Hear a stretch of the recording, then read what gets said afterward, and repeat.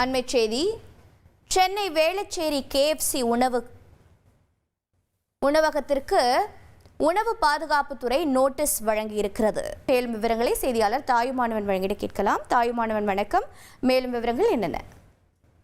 கடந்த சனிக்கிழமை இரவு வேளச்சேரி KFC உணவு நிறுவனத்துல வாடிக்கையாளர்கள் வாங்கிய சிக்கன் கெட்டுப்போனதாக ஒரு புகார் என்பது எழுந்திருந்தது. குறிப்பாக கெட்டுப்போன சிக்கன் என்பது துர்நாற்றம் வீசுவதாகவும் குழந்தைகளுக்கு உடல்நல பாதிப்பு ஏற்படுவதாகவும் கூறி வாடிக்கையாளர்கள் ஒரு காணொலியை வெளியிட்டிருந்தாங்க.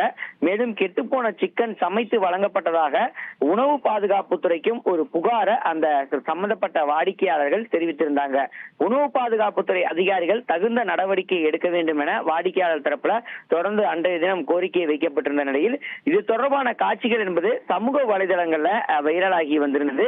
இந்த நிலையில தான் நேற்றைய தினம் உணவு பாதுகாப்புத்துறை அதிகாரிகள் சம்பந்தப்பட்ட இந்த உணவகத்திற்கு நேற்று மாலை போல் சென்று பல்வேறு ஆய்வுகளை மேற்கொண்டிருப்பதாக தகவல்கள் வெளியிடப்பட்டிருக்கிறது.